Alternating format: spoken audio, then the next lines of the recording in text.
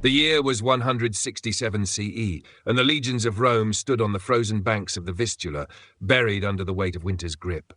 The land was a vast expanse of white, and the wind, sharp and unforgiving, bit at their skin.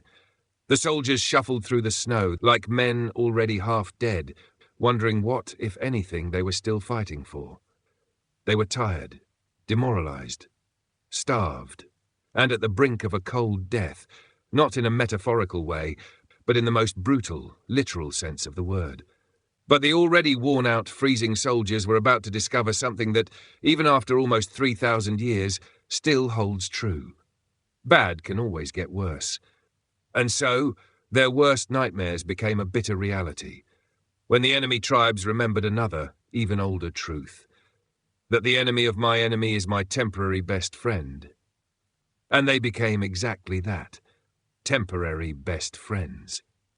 Their hatred for each other wasn't remotely comparable to the hatred they felt for the starving Romans, so they merged their scattered, savage forces into a single, relentless army against the men who were already stretched to their breaking point. And at the head of an almost broken Roman army stood the unbroken Tiberius Claudius, the bravest of all, the hero of this story, our beacon of hope. The man the history books remember as a figure of unwavering bravery and courage, a commander whose name carried the weight of victories past. And the list goes on and on. But that's what the history books said, because history books never dare to point out the obvious truths of the human soul, the fragile thread that connects us all, yet we so often try to hide.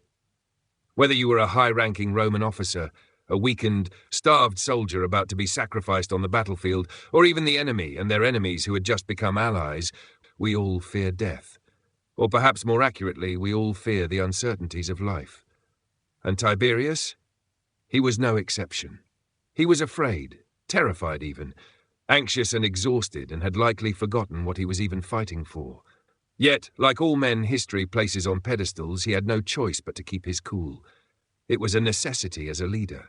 He didn't need to add more worries to the almost frozen soldiers, nor did he want to contradict the history books.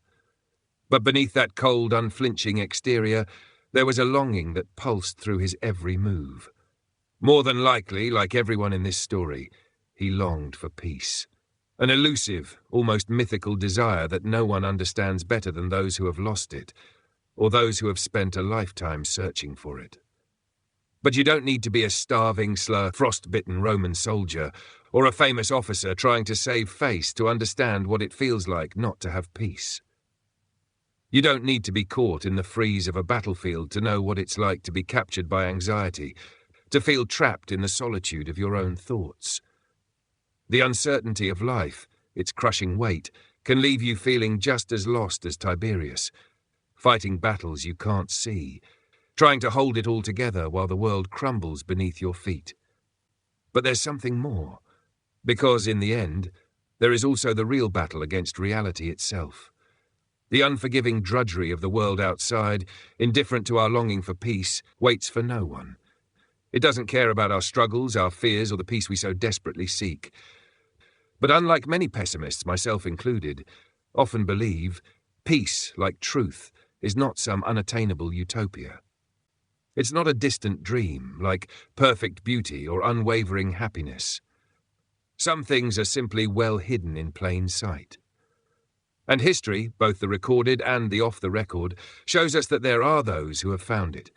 Figures like Siddhartha Gautama, Mahatma Gandhi, or the Buddha, and even Jesus Christ, each of whom reached a state of peace, or nirvana, or whatever you choose to call it. And if we're speaking of those who have touched that elusive peace, we must not forget the very heart of our story, the struggles and fears of the weakened, frozen Roman army. At the head of them all, leading them to victories and deaths, is a name that still echoes through history: Marcus Aurelius. A man who sought peace for his country yet never saw his dream come true. A man who, despite a long record of war, betrayals and losses, of countless battles fought, friendships broken, and the relentless toll the years of conflict had taken on his soul, somehow found that elusive sense of serenity and peace.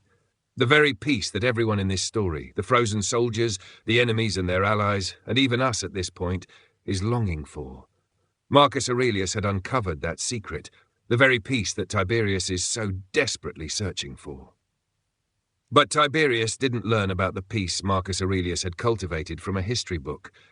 No, he knew him personally. He knew that this peace wasn't just a facade, a mask worn to endure the brutal facts of reality. Marcus's peace was genuine. Tiberius knew him deeply, better than anyone else, perhaps even better than a brother. They had fought side by side through countless battles, both bearing wounds, both mourning the loss of friends. And unlike love, which can be fleeting or fragile, the bond forged in suffering is unbreakable. And as if he didn't have enough to worry about, with his men freezing to death, the lack of resources and the enemy tribes uniting into a formidable force, Tiberius found himself grappling with a far more personal question. How was it possible that his compadre Marcus Aurelius, the Emperor of Rome, could remain so composed and collected in the face of it all? How could a man, burdened with the weight of an empire, carry so much peace within him? How was it that, despite the chaos closing in from every side, he wasn't losing his mind? The more Tiberius pondered this, the more it haunted him. It was a question that gnawed at his thoughts, keeping him awake through sleepless nights and endless marches, until finally, on the eve of the Battle of the Vistula, Tiberius, weary and worn, made a decision.